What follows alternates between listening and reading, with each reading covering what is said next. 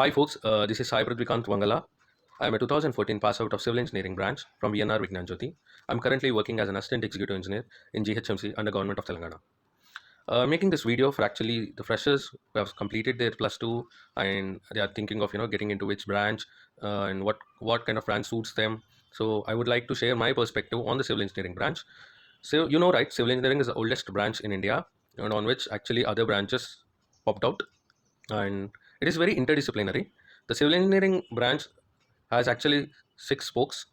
If I want to get into details, the structural engineering part, which actually deals with the design of buildings, the infrastructure, bridges, and the second part comes in the transportation engineering, which actually deals with the connectivity. One point I want to highlight here is if you want to make a part of city or a town or a village prosper, connectivity is the biggest thing. So the transportation engineering deals with the kind of connectivity. Once if the town or the city or the village or the part which is not connected at all is connected with an infrastructure like a road, the prosperity starts from that point, I believe. Transportation engineering deals with roads, and the third one is environmental engineering. If you want to personally improve the health of public, or if you want to involve in the I think the future is going to be belongs to climate change, and if you want to be a climate change what do you call environmentalist or an environmental engineer, civil engineering, the environmental engineering part in the civil engineering will be a stepping stone.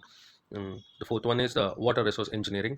The water resource engineering predominantly deals with the construction of the dams, reservoirs, canals, and in the upcoming years, each and every droplet of the water is going to be essential for the human mankind, and we, the water resource engineers, we actually deal with catching hold of each and every drop and storing them for our future resources, and the connectivity uh, of water from the various parts of the country getting into the habitation is one such critical point of the water resource engineering. And coming to the fifth and sixth spoke are the construction technology and project management and the geotechnical engineering. The construction technology and project management deals with the kind of tenders, contracting structures, estimations, and costings, which actually forms the reconnaissance of starting in the civil engineering. They typically you can get into the field of the corporate jobs if you like. If you like to get into such kind of roles too, the construction technology and project management helps you there. The geotechnical engineering predominantly defines like how to construct the G plus the tall structures or the superstructures or the dams on the soil, whether it supports the structures or not, the kind of offshore structures, which has a huge importance of the geotechnical engineering. And there are interdisciplinary branches also in the civil engineering. The geotech overlaps with the environmental overlaps with the structural, but ultimately if you like to build stuff, if you want to see a visible progress in what you're doing, I would like to recommend this kind of branch, the civil engineering branch, for all the freshers. Coming to career prospects in the civil engineering, I personally work in government, so there are plenty of opportunities in both government and private sectors. And in particularly, I speak from the government. As government of Telangana has increased the retirement age of all the government people, which includes our civil engineers also, to 61. Most of the civil engineers are going to get retired in 2025. So that is an analysis what we have done, and now it is 2023. So we are going to have a dearth of engineers in the coming 5 years because all the experienced engineers are going to get retired, and there is plenty of opportunity in the government sector, in the government. And even you can see that 2015 has a recruitment drive 16, and now in 2023 we have a recruitment drive, and I hope we will be having a recruitment drive in 27 or 28. And from the government side, there are multiple what do you call projects which the government is keen in.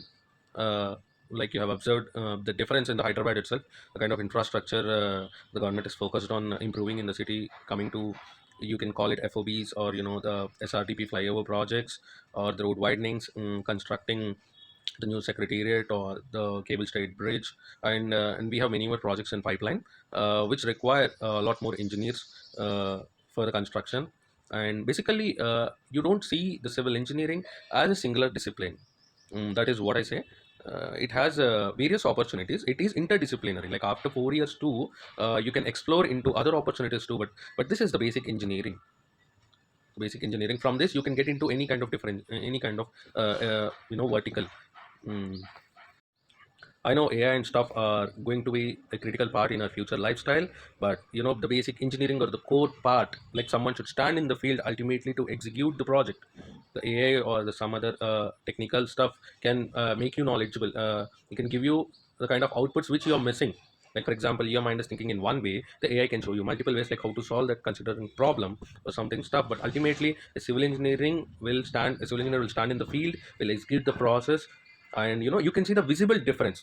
You can see the visible difference, like 6 to 7 months back or 1 year back it is a place of barren land, and now it has been converted into a useful entity, like an infrastructure, a building which is used for residential or commercial purposes, or the landfills which we are doing in Jawaharnagar dumping yard, or a reservoir, which has TMCs of water for water supply, or else increasing the road connectivity, now which the projects or the upcoming real estate companies are minting money upon. So you're right, civil engineering shows the visible difference. Like sometimes it shows your purpose of life, like what you have studied you can execute, and you can see the real difference on the field, which is a very good aspect and a satisfying aspect ultimately. So as a fresher, of course, you will be having some difficulties in choosing the field, but if you want to make any visible change, and if you want to see the visible change in the field in future, I would encourage everyone to take up civil engineering, and you can explore much more opportunities in here.